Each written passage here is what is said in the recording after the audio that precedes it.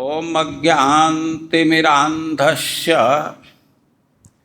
ज्ञानाञ्जनशलाकया चक्षुरुन्मीलितं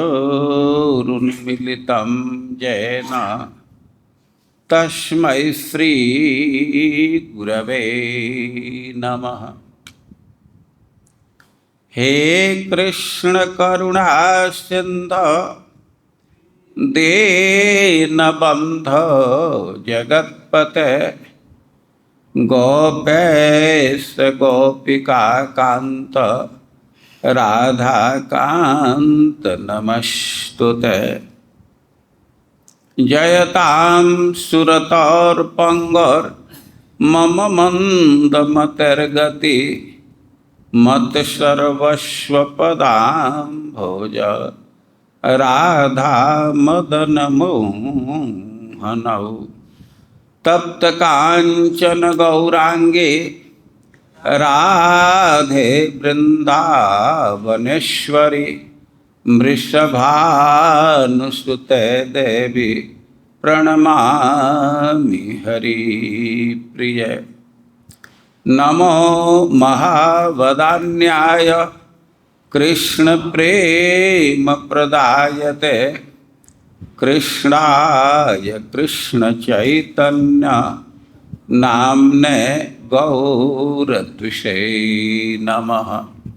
श्री चैतन्य मनोभीष्टं स्थापितं येन भूतले सोऽयं रूपः कदा मह्यं ददाति स्वपदान्तिकम्।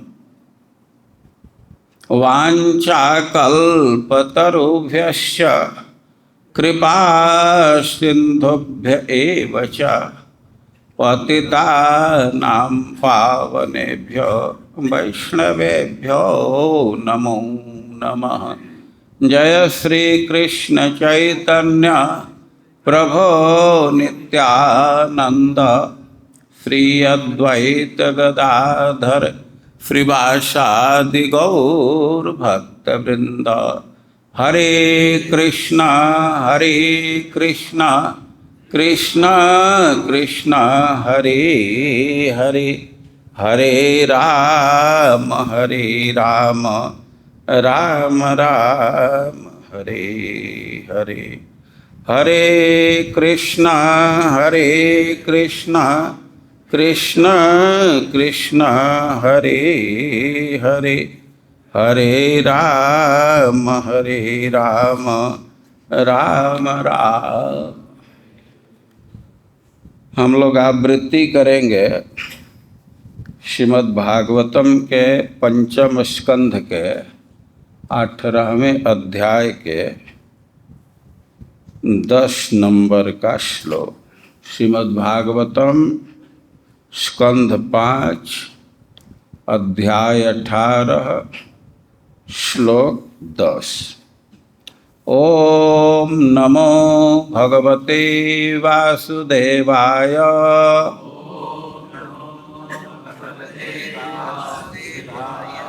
ओम नमो भगवते वासुदेवाय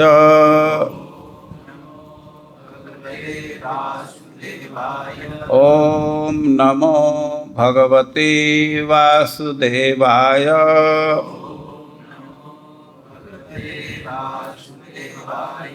माँ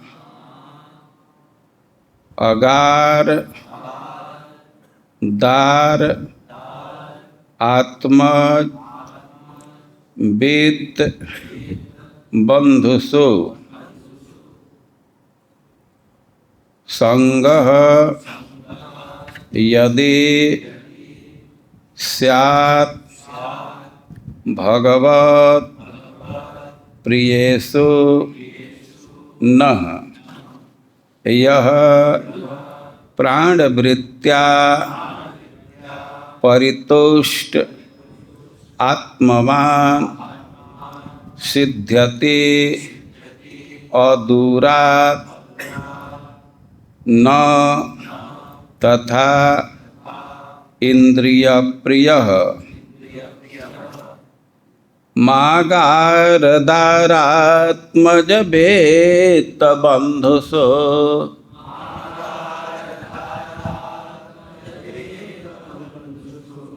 मागारदारात्मज बेत बंधुसो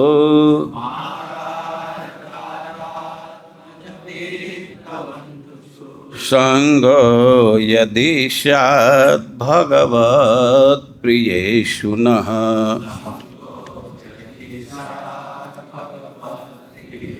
यः प्राणवृत्त्या परितुष्टयात्मवान्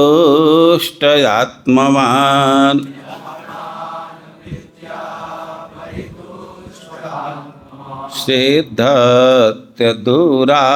न तथेन्द्रियप्रियः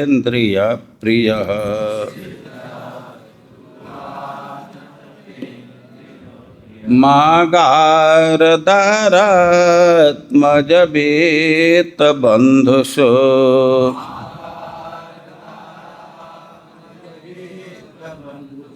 संगो यदि स्यात् भगवत् प्रियेषु नः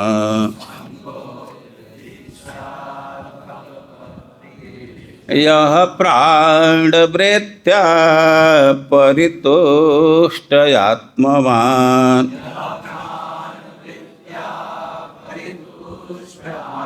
सिद्धत्यदूरा न तथेन्द्रियप्रियः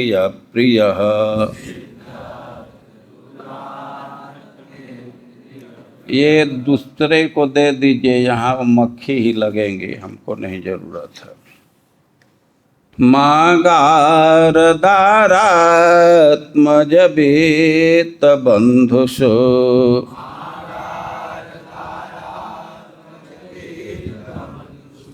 संगो यदि स्यात् भगवत् प्रियेषु नः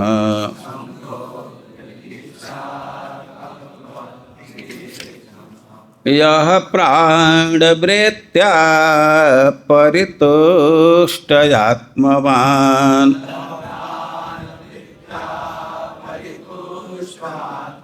सिद्धत्यदूरा न तथेन्द्रियप्रियः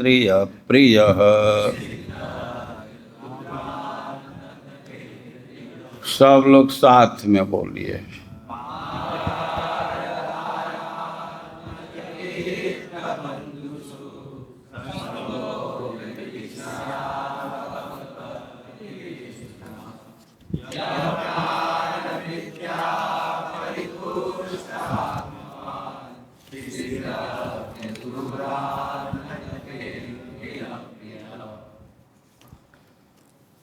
ये श्लोक बोल रहे हैं प्रहलाद महाराज।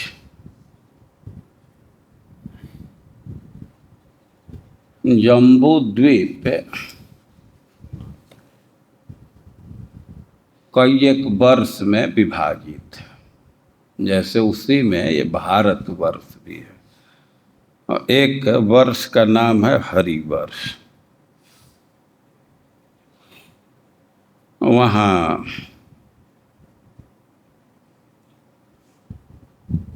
के मुख्य उपासक, मुख्य पुजारी प्रहलाद महाराज है। और वहाँ जो डीटी हैं और नृसिंह रूप में है। और लोग भी स्तुति करते हैं, लेकिन प्रहलाद महाराज मुख्य व्यक्ति हैं।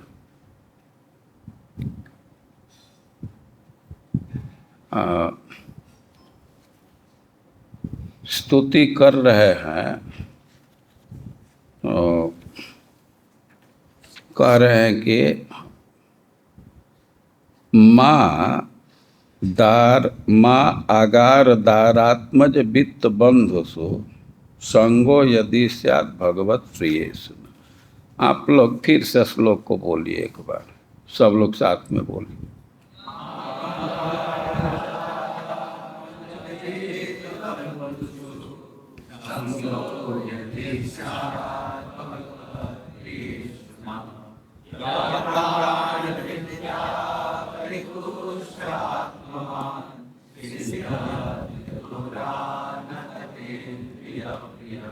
माँ नहीं, अगार घर, दार पत्नी, आत्मज संतान, वित्त धन, बंधुसु मित्रों एवं संबंधियों के मध्य,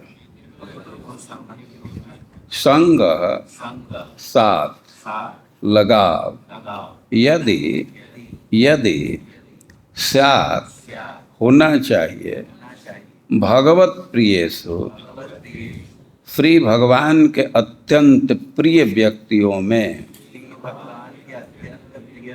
न हम लोगों में से यह जो कोई प्राण वृत्त्या जीवन की न्यूनतम आवश्यकताओं से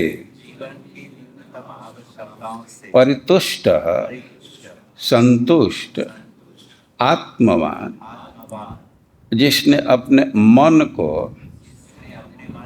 बस में कर लिया है और अपने आप को जान लिया, आत्मज्ञान है, सिद्ध्यति सफल होता है, और दूरात शीघ्र ही, न नहीं, तथा तथा इंद्रिय प्रिय, इंद्रिय तुष्टि में लीन व्यक्ति। अनुवाद और तात्पर्य श्रील प्रभुपाद के द्वारा।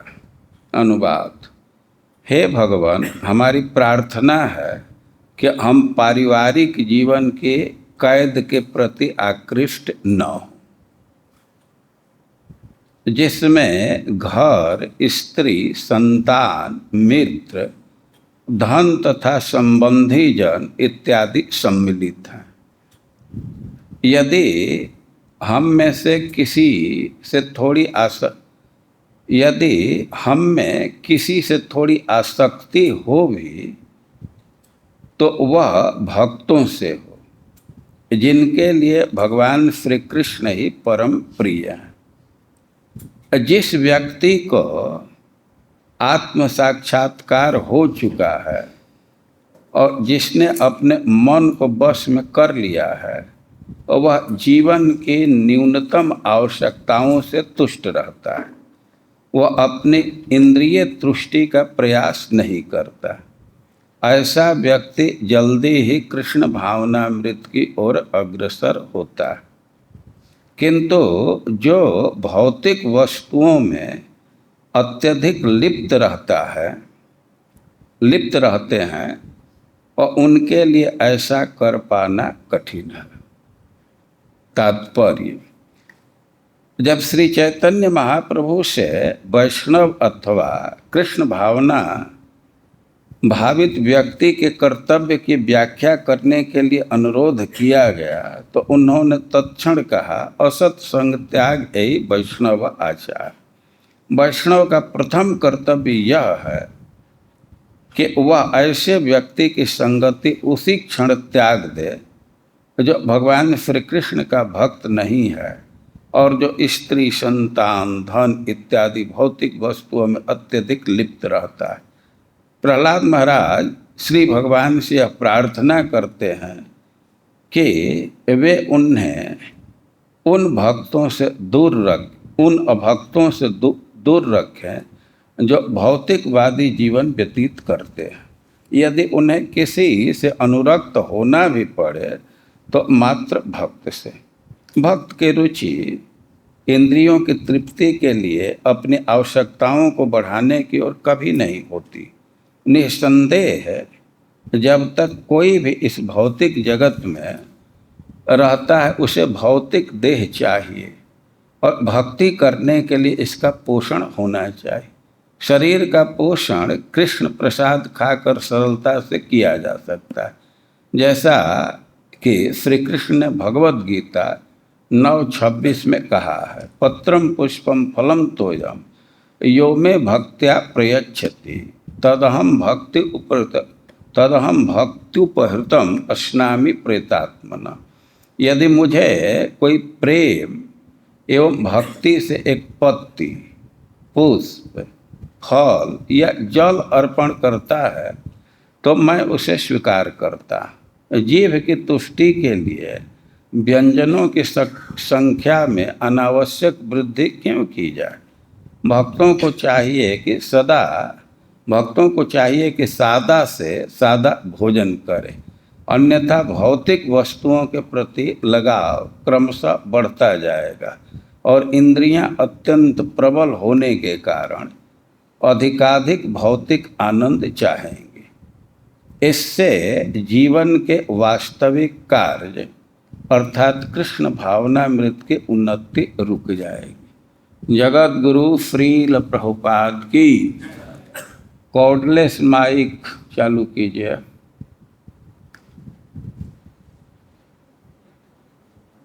और अनुवाद है, स्क्रीन पर दिख रहा है, अनुवाद पढ़ पा रहे हैं। और अनुवाद को फिर से एक बार पढ़िए। हे भगवान, हमारी प्रार्थना है कि हम पारिवारिक जीवन की कैद के प्रति आकृष्ट न हों, जिसमें घर, स्त्री, संतान, मित्र, धन तथा संबंधी जन इत्यादि सम्मिलित हैं। यदि हम में किसी से थोड़ी आसक्ति हो भी तो वह भक्तों से हो, जिनके लिए भगवान श्री कृष्ण ही परम प्रिय हैं। जिस व्यक्ति को आत्म साक्षात्कार हो चुका है और जिसने अपने मन को वश में कर लिया है, वह जीवन की न्यूनतम आवश्यकताओं से तुष्ट रहता है। वह अपनी इंद्रिय तुष्टि का प्रयास नहीं करता। ऐसा व्यक्ति जल्दी ही कृष्ण भावनामृत की ओर अग्रसर होता है। किंतु जो भौतिक वस्तुओं में अत्यधिक लिप्त रहते हैं, उनके लिए ऐसा करना कठिन है।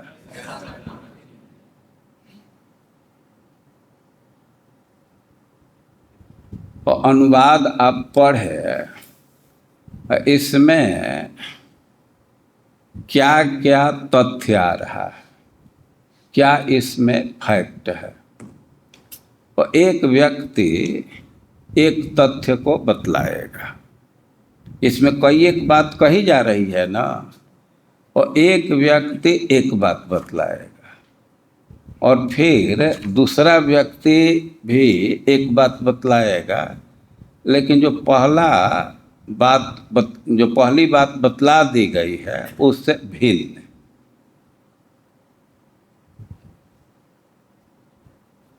कुछ बात इसमें कही जा रही है ना, और उसमें से एक बात बतलाई। इधर दे दीजिए पीछे में, ये पीला कपड़ा इधर से, जो सेकंड नंबर, क्या नाम तो हम जानते हैं, और पीछे जाइए, पीछे। हाँ, उन्हीं को। ठीक ठीक। एक बात इसमें से, अनुवाद में से कोई बतलाई है।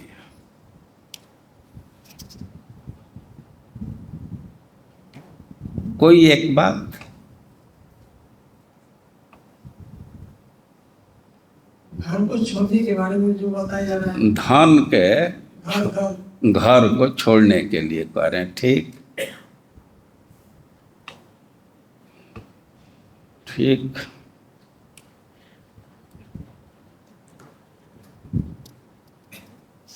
घर छोड़ने, ठीक, चलिए, और दूसरा कोई उन्हीं के बगल में किसी को दे दीजिए। हाँ, इसमें बताया गया असत्संग छाड़ी गई वैष्णव आचार कि चैतन्य महाप्रभु से पूछ रहे हैं। अनुवाद में तो ऐसा नहीं कहीं लिखा गया है। आप पढ़िए। हाँ, तो सुनना चाहिए ना हम क्या कह रहे हैं। पहले सुनिए, प्रश्न को समझ करके उत्तर दीजिए। अच्छी बात बोल रहे हैं, लेकिन जो पूछ रहे हैं उसमें से कोई बात बतलाइए। हरे कृष्ण महाराज जी। महाराज जी, इसलिए बताया जा रहा है कि जो आत्म साक्षात्कार प्राप्त कर लिया है और जो अपने मन को वश में कर लिया है, वो अधिक बहुत कम आवश्यकता, उसकी जरूरत कम होती है और तुष्ट रहता है।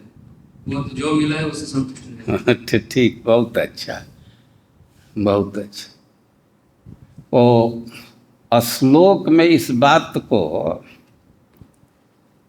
किस शब्द में कहा गया है, आप जो हिंदी में बात बोले तो श्लोक का ही अनुवाद है ना। किस शब्द का आप अनुवाद बोले, किस शब्द का भाव बोले, बतला सकते हैं? वो आगे दीजिए, हाथ उठा रहे हैं। यह प्राण प्रत्या परितुष्ट आत्मवान। हाँ, ठीक, आत्मवान, ठीक।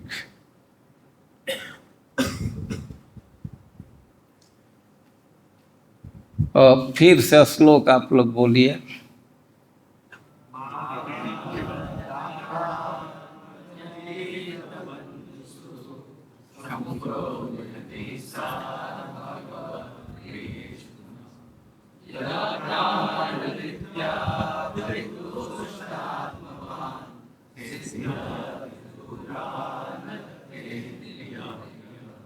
अनंत इस श्लोक में दो प्रकार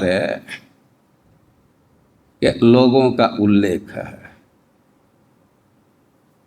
और उनके अंतर को बतलाया गया है। और कौन कौन दो लोग हैं? आत्मवान है और एक इंद्रिय प्रिय। एक है आत्मवान और दूसरा इंद्रिय प्रिय। आत्मवान का विविध अर्थ है और एक अर्थ है धैर्य युक्त। ये आत्मवान, धनवान का क्या अर्थ होगा? धनवान मतलब जिसके पास धन है, और आत्मवान जिसके पास आत्मा है। आत्मा के अनेक अर्थ हैं, लेकिन प्रसंग के अनुसार, कॉन्टेक्स्ट के अनुसार अर्थ ग्रहण किया जाता है। आत्मा माने शरीर, आत्मा माने बुद्धि, आत्मा माने धैर्य, धृति, आत्मा माने भगवान।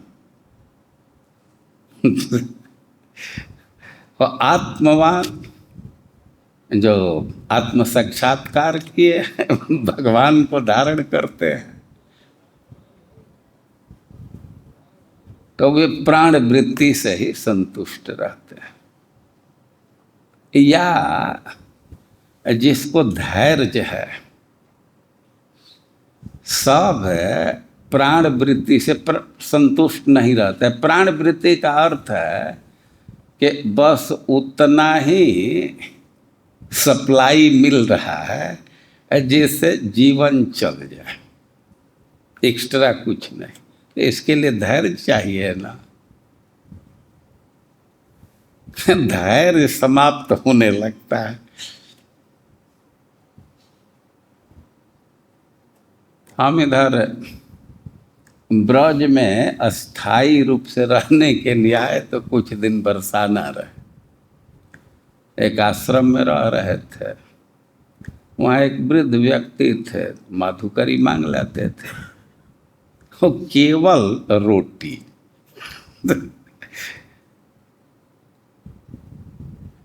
और कुछ नहीं, और नमक और रोटी। और 2-4 दिन तो चला, इसके बाद लगा कि धैर्य अब नहीं टिकेगा। वो धैर्य जब तिलमिलाने लगा, तब तक कुरुक्षेत्र से एक भक्त आए। वो आकर के फिर वो सब्जी उब्जी खरीदने लगे, कुछ सब्जी रोटी होने लगा। और जिसके पास धैर्य है तो वही प्राण वृत्ति पर भी संतोष कर लेता है। तो ठीक है, तो व्यक्ति तो दो हो गए। एक को इंद्रिय प्रिय है। इंद्रिय प्रिय मतलब इंद्रियों को संतुष्ट करना चाहते, इंद्रियों का प्रिय करना चाहता है। इंद्रियों के स्वभाव में कुछ भोग चाहती है। और एक व्यक्ति है ये जो आत्मवान है, धैर्य युक्त है, वह प्राण वृत्ति से रहता है। तो दोनों में अंतर क्या है? एक का सिद्धि आतुरा, बहुत जल्दी सिद्धि प्राप्त कर। जो प्राण वृत्ति से जीवन जी रहा है और उसको लाभ होगा कि सिद्धि जल्दी मिल जाएगी। आप लोग भक्ति में आए हैं तो उसका कुछ उद्देश्य है ना, कुछ मन में लक्ष्य है ना, उसको प्राप्त करना चाहते हैं। और जो प्राण वृत्ति से मतलब न्यूनतम आवश्यकता पर अपना जीवन व्यतीत कर रहा है, तो उसको सिद्धि जल्दी मिल जाएगी। और जो इंद्रिय प्रिय है उसको जल्दी सिद्धि नहीं मिलेगी। तो भोग त्याग का दर्शन समझ में आ रहा है ना? क्या इसकी महिमा है, क्या महत्व है? भाई, जिस कार्य के लिए हम चले हैं तो और भी संसाधन जुटाएंगे ना, वैसा जीवन शैली अपनाएंगे कि सिद्धि जल्दी मिल जाए। तो प्रहलाद महाराज भगवान से प्रार्थना कर रहे हैं और प्रार्थना के क्रम में एक ये बात कहे, लेकिन उनकी प्रार्थना क्या है, मुख्य प्रार्थना क्या है? बोलिए, परमात्मा क्या प्रार्थना कर रहे हैं भगवान प्रहलाद महाराज? यदि आसक्ति हो तो भगवान के भक्तों से हो, संसारिक लोगों से, वस्तुओं से, परिस्थितियों से हो। यदि आसक्ति हो, ये भी ठीक है, ऐसे भी अर्थ किया गया है। सबसे अच्छी बात कि आसक्ति ही न हो, लेकिन ये तो संभव है नहीं भाई। तो आसक्ति तो होगी ही। वो कह रहे हैं कि जो भगवान के प्रिय भक्त हैं उनमें आसक्ति है, एक बात। और दूसरी बात और कह रहे हैं, वो क्या कह रहे हैं? घर से, पत्नी से। ये प्रभुपाद जी बहुत सुंदर अनुवाद किए हैं कि पारिवारिक जीवन के कैद के प्रति आकृष्ट न हो। एक शब्द में दे दिए। पारिवारिक जीवन मतलब जेल का जीवन है।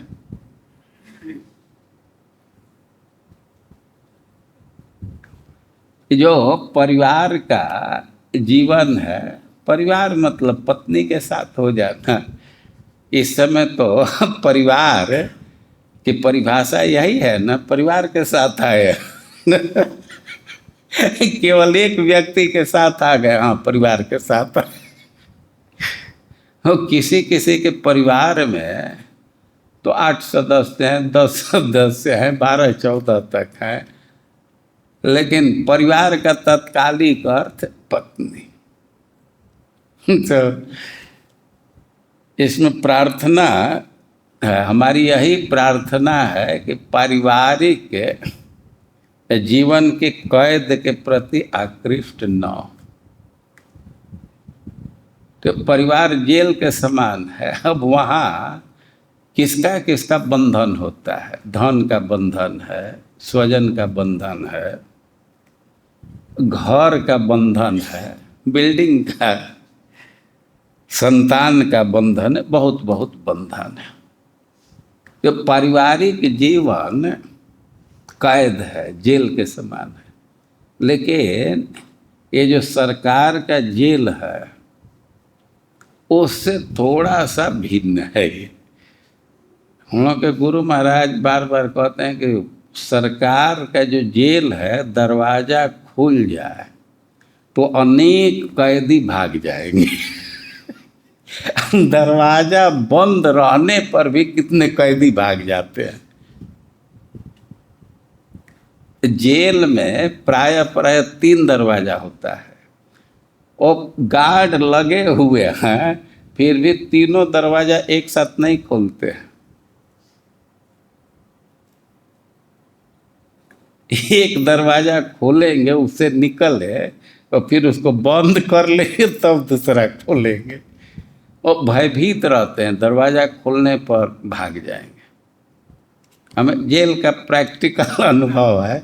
यहाँ आगरा जेल में कई एक बार प्रीचिंग के लिए गए हैं।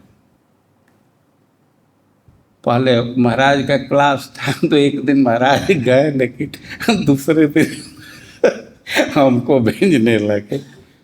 और जगह भी जेल का अनुभव है, तो वहाँ दरवाजा खुल जाए तो हो सकता है कि धीरे धीरे सब कैदी भाग जाए। लेकिन ये जो गृहस्थी का जेल है तो कुछ दूर भी गए हैं तो 1-2 दिन में लौट करके वहीं आ जाते हैं। कई एक लोग हैं ना कि परिवार से दूर गए हैं तो उनको पकड़ने के लिए पुलिस नहीं जाती है, वो खुद ही आ जाते हैं ना। बड़ा सुंदर अनुवाद किया गया है कि कैद के प्रति आकर्षण न हो।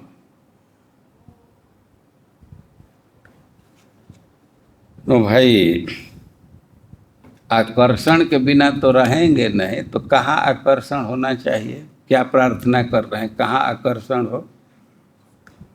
भगवत प्रिय, जो भगवान के भक्त हैं उनमें आकर्षण। तो भाई प्रश्न होगा कि भाई कैद में सुविधा है ना, रहने के लिए घर है, खाने के लिए है, वो तो छोड़ देने पर कठिनाई होगी। इसी पर करें कि आत्मवान धैर्य रह करके और भिक्षा इत्यादि से निर्वाह कर लिए तो जल्दी ही शीघ्र सिद्धि मिल जाए, और भोग के फेरे में पड़े तो जल्दी सिद्धि नहीं मिलेगी।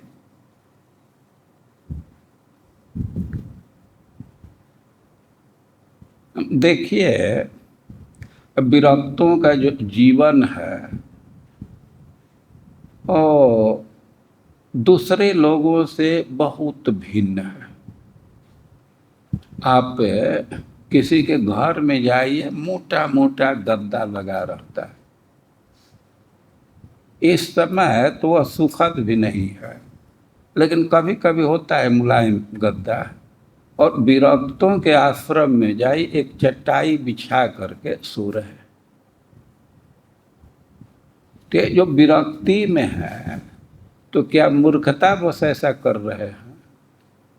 मूर्खतावश नहीं कर रहे, उसके पीछे फिलॉसफी है। उससे भगवान प्रसन्न होते हैं। नारद जी प्रचेताओं को उपदेश दिए हैं और 3 बात का उल्लेख किए हैं। दया सर्वभूतेषु संतुष्टया येन केनवा सर्वेन्द्रियोपशांत्या च। इंद्रियों को भोग से दूर रखे और भगवान प्रसन्न होते हैं। ये जो त्याग का जीवन है तो मूर्खता पर आधारित नहीं है, ज्ञान पर आधारित।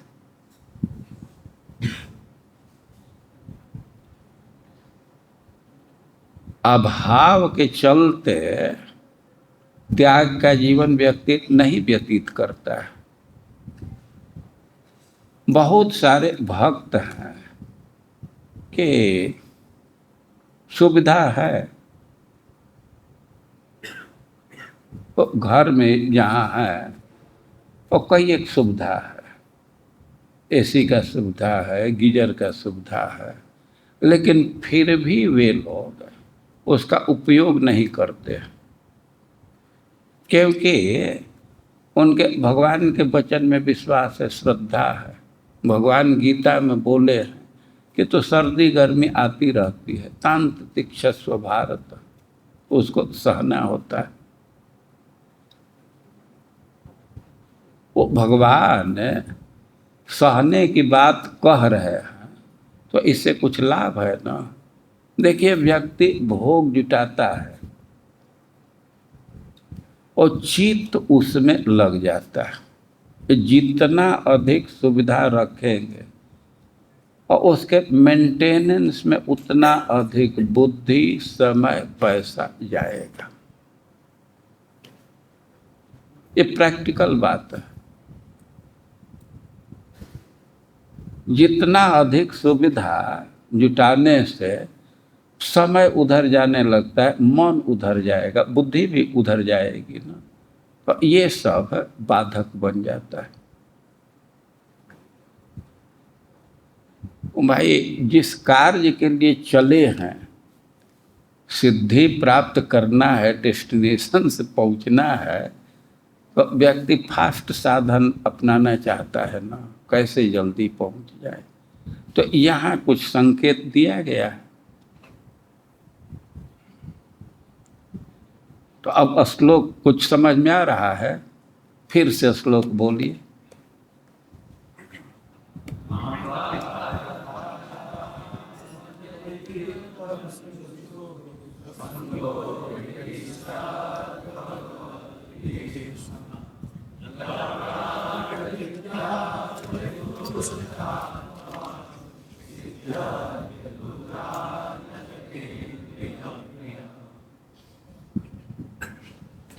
तो जो घर परिवार धन की आसक्ति है वो सिद्धि में बाधक है।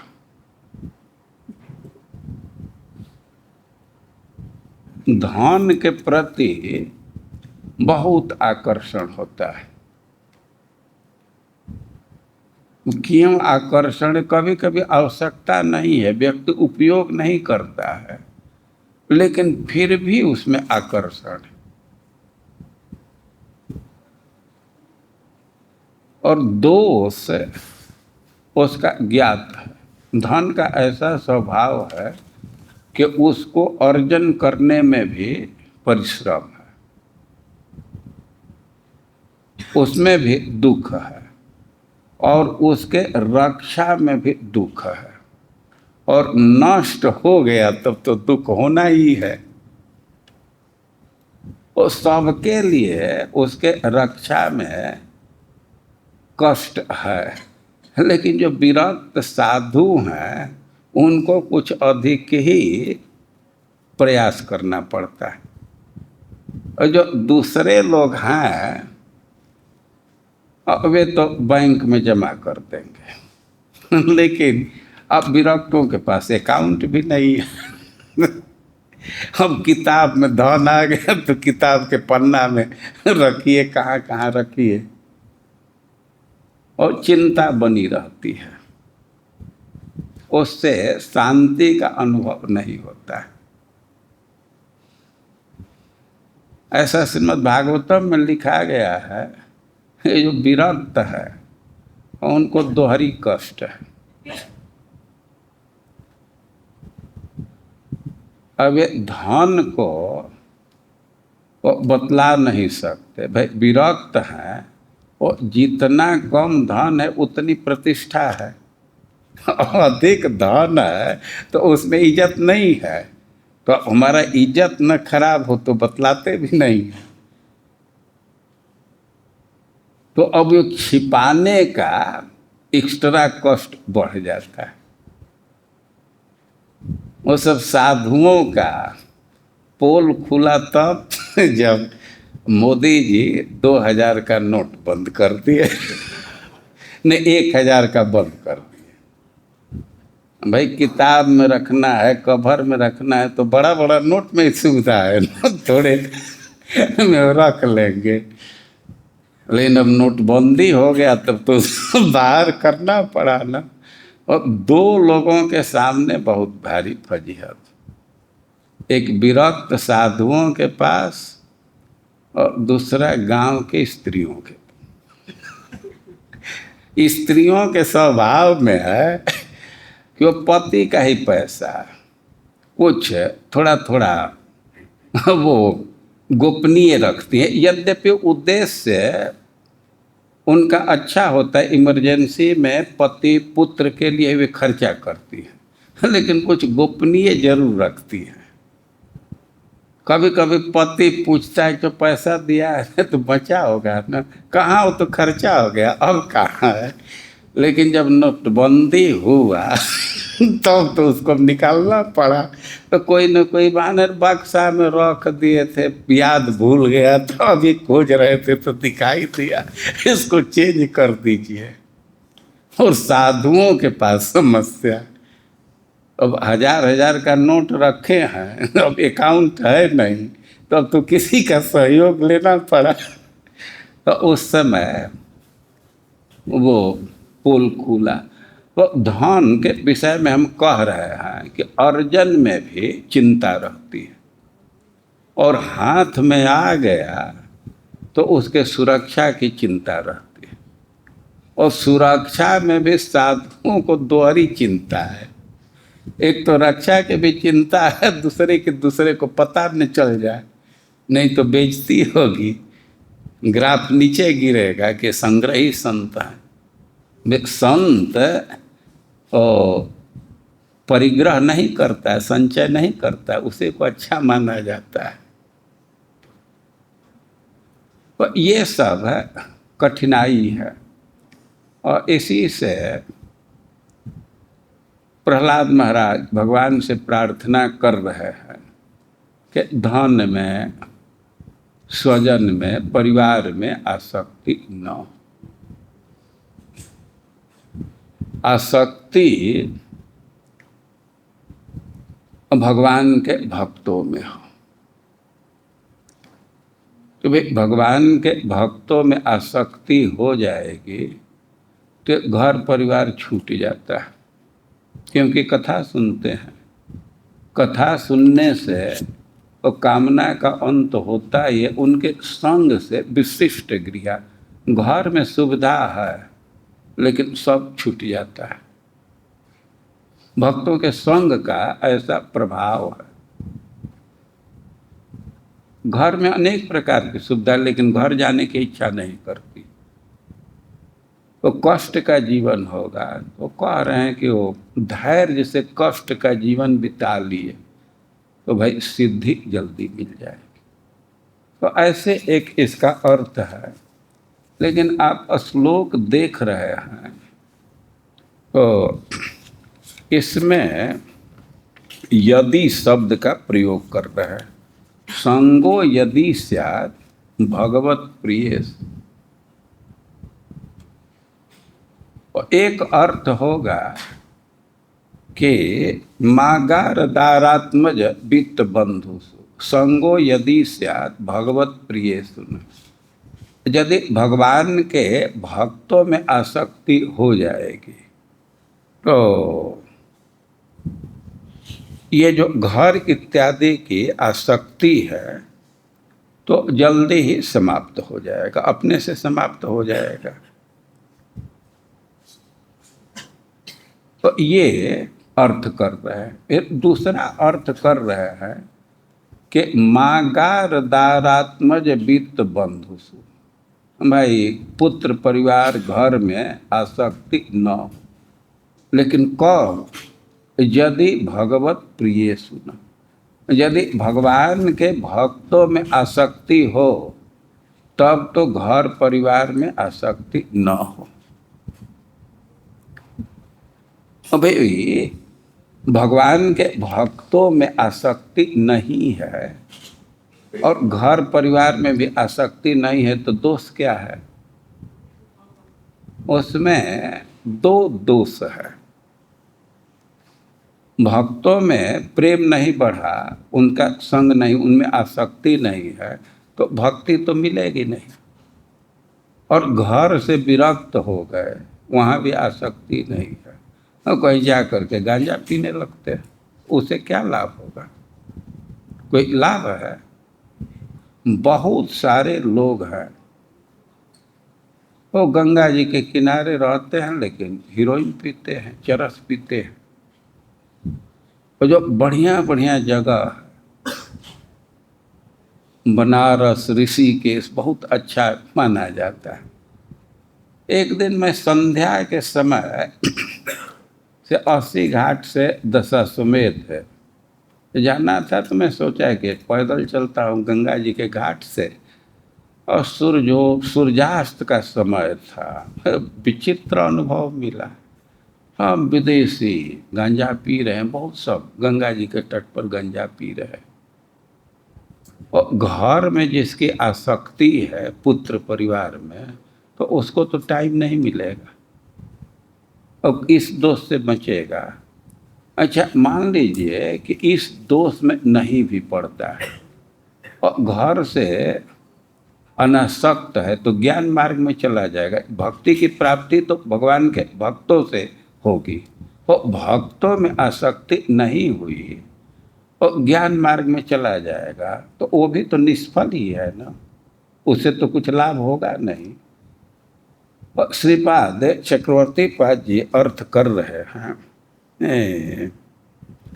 यदा नहीं, यदि भगवत प्रियेषु संगः स्यात् तदा आगारादि संगो मास्तु।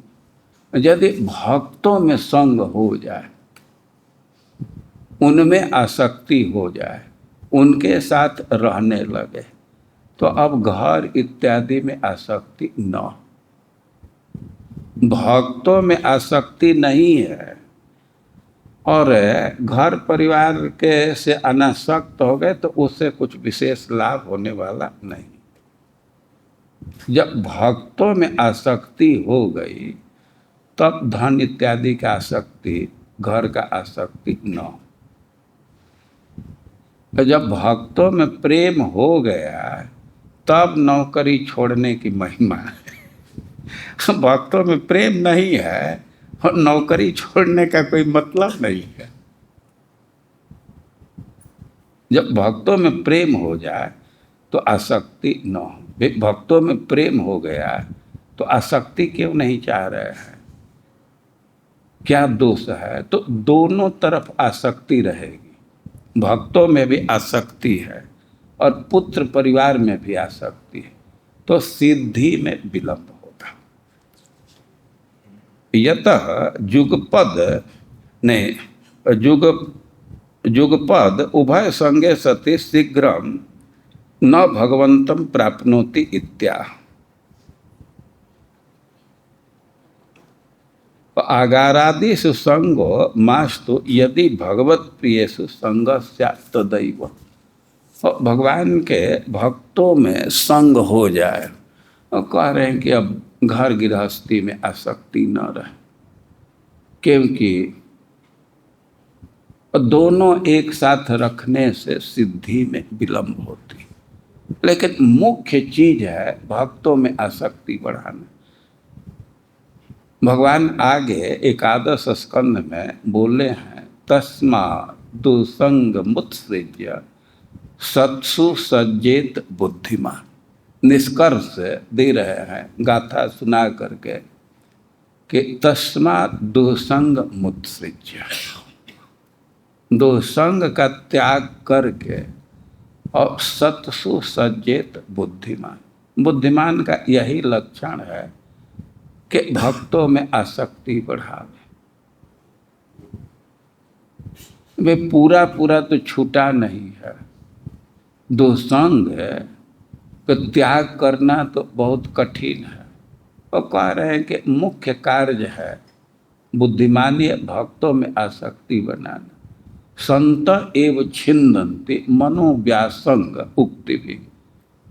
संतों की यह क्षमता है कि वे अपने उक्ति से मन के आसक्ति को दूर कर देते। मनोव्यासंग, व्यासंग का क्या विच्छेद होगा? परमात्मा be a person, be a person. और कितना हो गाढ़ आसक्ति है। और संतों के जो उक्ति है तो वही तलवार का काम करता है। में आसक्ति चित्त पर छा जाता है। व्यक्ति का अनादि संस्कार है। शरीर ये ही किशोरावस्था में प्रवेश करता है और कोई न कोई व्यक्ति चित्त में छा जाता है। हम परमात्मा नहीं हैं, सबकी बात तो नहीं जानते हैं, लेकिन अधिकांश स्थिति यही है। खास करके जो लौकिक के अध्ययन है, स्कूल का अध्ययन है, तो प्रायः सबके साथ यह घटित होता है। और कभी कभी वो आसक्ति इस स्तर तक पहुंच जाती है कि जगते ही उसी व्यक्ति का स्मरण हो रहा है, सोते समय उसी व्यक्ति का स्मरण हो रहा है।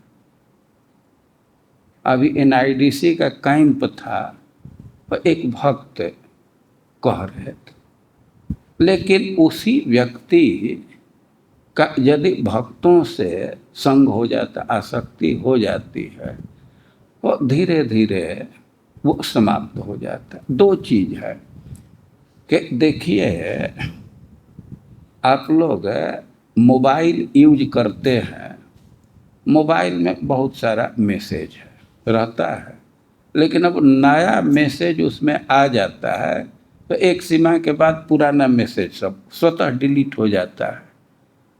वो चित्त पर कुछ भी छाता है, मन कुछ भी ग्रहण करता है तो इंद्रियों से।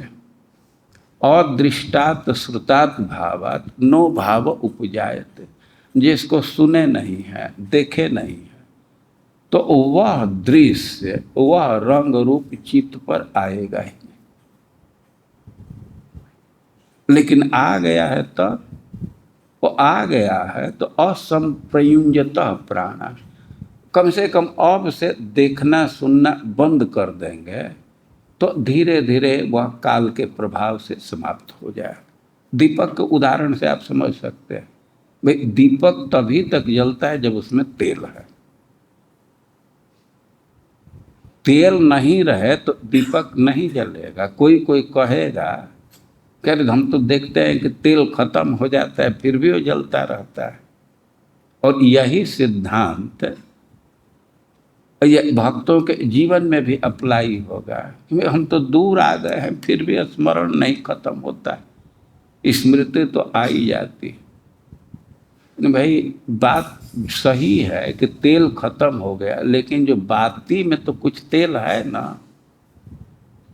वो दीपक में तो तेल नहीं है लेकिन बाती में तेल है, तो वो जल रहा है, लेकिन थोड़े देर के बाद तो वो भी समाप्त हो जाएगा।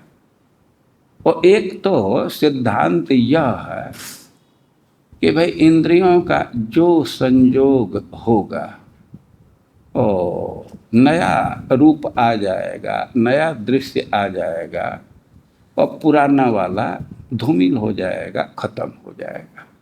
और इसी से आवश्यकता यह है कि अधिक से अधिक भगवान के रूप का, भगवान के माधुर्य का डाटा इसके अंदर डाला जाए। श्लोकों का आस्वादन करेंगे, पद का आस्वादन करेंगे नरोत्तम दास ठाकुर जैसे कवियों का, तो एक दिन यह स्थिति आ जाए कि जगते जगते ही कोई श्लोक ही चित्त पर आ गए, उसी को बोलने लगते। सोते समय वही श्लोक ही आ जाएगा, स्थिति बिल्कुल बदल जाती। वो सब संसाधन है, उसका उपयोग करना है। और यहाँ प्रहलाद महाराज कह रहे हैं कि भक्तों के साथ प्रीति जग रही है तो पुत्र परिवार की आसक्ति न, क्योंकि जो सीमित संसाधन से अपना जीवन व्यतीत कर लेता है तो उसको सिद्धि जल्दी मिल जाती है, और इंद्रियों के भोग के फेरे में रहता है और उसको जल्दी सिद्धि नहीं मिलती। अब श्लोक कुछ कुछ समझ में आ रहा है, फिर से इसको बोलिए। अब जब बोलेंगे तो इसमें दूसरा रस आएगा। पहले जो बोल रहे थे और अब बोलेंगे, दोनों में अंतर हो जाएगा। बोलिए खूब अच्छा से। प्रार्थना है, प्रार्थना के स्वर में बोलिए। मागार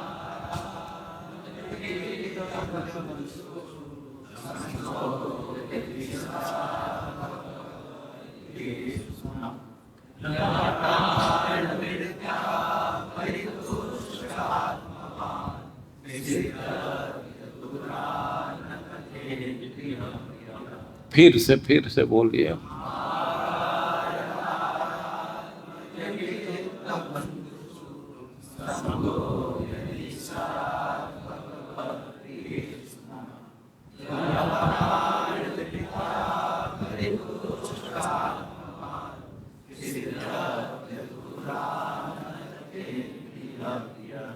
तो श्लोक समझ में आया ना? तो ऐसे ही कुछ कुछ बीच बीच में चलता रहेगा। ब्रह्मचारी क्लास होता रहता है, कभी कभी रुक जाता है, अभी चालू हुआ है तो बीच बीच में कुछ दूसरा भी श्लोक चुने थे, लेकिन अब यही पर्याप्त है। अभी प्रसाद का टाइम हो गया, बंद करते हैं। ठीक है। हरे कृष्णा। Hare Krishna,